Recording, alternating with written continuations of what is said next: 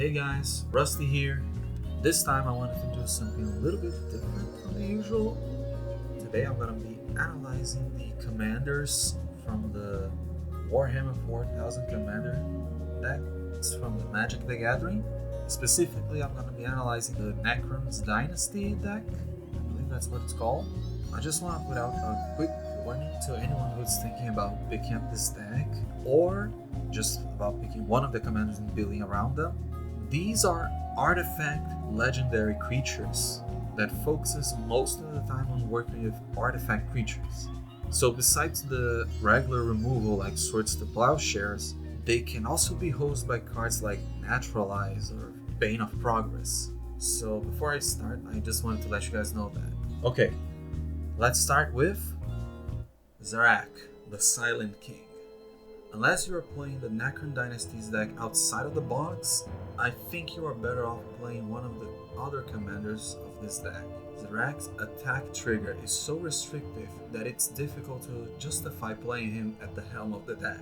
Maybe play some tribal deck of artifact creatures of one creature type and fill your graveyard and then cast Patriarch's Bidding, something like that. Emo Thack, the Storm Lord.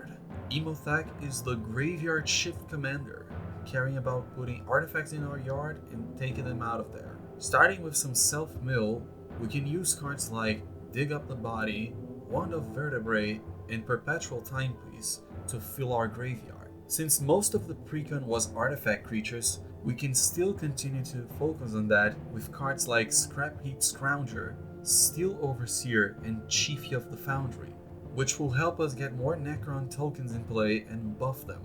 If we want to return some of our non-token creatures from our graveyard, we can use cards like Dread Return, Tortured Existence, and Scrap Trawler, which will help us get key creatures that ended up in our graveyard. If we really need the tokens, we can get them at instant speed with cards like Cremate, Scrambling Claws, and Conversion Chamber. Cards like these are perfect, since they can exile an artifact from our graveyard in a really cheap way when we need to. And since we are making a lot of artifact creature tokens, cards like Crashing Drawbridge, Dragon Throne of Tarkir, and Blank Moth Urn are shoo-ins in this deck. Arankir the Traveler.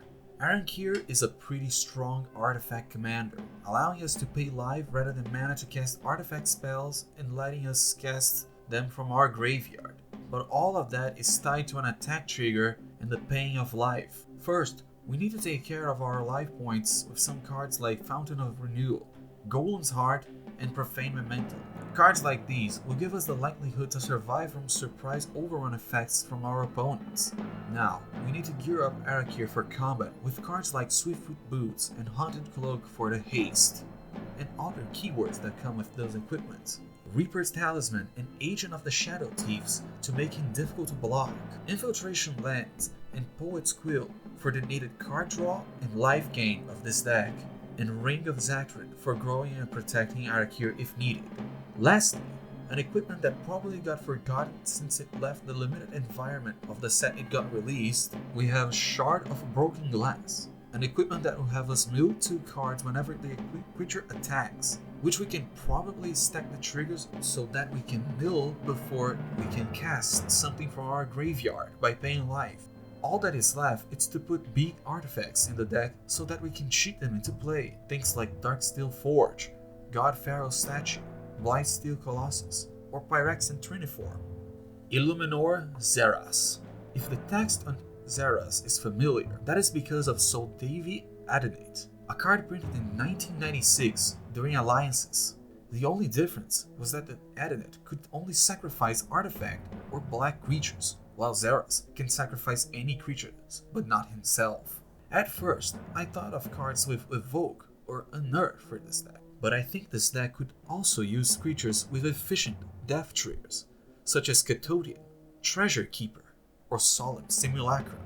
We can also put untapped effects such as Manifold Key, Dross Scorpion, and Voltaic Construct to untap our commander and get more mana. Lastly, effects like Agent of the Iron Throne might be good on this deck, depending on how many permanents you are sacking per turn. Trazyn the Infinite. It doesn't take more than one look to know that Trizine works much like Necrotic Ooze or Marcel. Knowing that, Blacks gives us access to tutors that can put cards in our graveyard so that we can give activated abilities to Trizine, such as Entomb, Buried Alive, Final Party, Violent Tomber, Gravebreaker Lamia, Corpse Connoisseur, and lastly, Auric Lore Mage. To protect our graveyard, we can use cards like Gravedigger's Cage, Silent Gravestone, Witchbane Orb, and Orbs of Warding. And to protect Trizine himself from removal, we can use cards like Aramanthine Wall and Spark Hunter Masticore to give him Indestructible, Molten Tail Masticore, and Rusted Slasher to give him the ability to regenerate when needed, and finally, Erratic Portal and Leashling to return him to our hand. Once we have assembled our defenses, we can focus on what this deck really wants to do, to combo off. The most basic one is something like Basalt Monolith and Pilipala to generate infinite mana, but we can add cards like Empowered Altar Generator, Coveted Jewel, and Voltaic Construct. But where do we waste all this mana? Well, we can use cards like Sands of Delirium, Thought Dissector, Staff of Nin, or Lux Cannon. Okay guys, that was my analysis of the 5 commanders that came out from this deck. I've also been thinking about doing the other decks. I originally just chose the Necrons deck because since they are mono black, it's kind of easier to think about cards to put in them. That being said, I don't know if I'm gonna do a video like this for each deck that came out, or if I'm just gonna focus on the creatures that I find the most interesting to build decks around. If you liked it, please leave a like down below, and if you got suggestions, please leave a comment down below. But anyway, I guess I'll be seeing you guys again on the next video.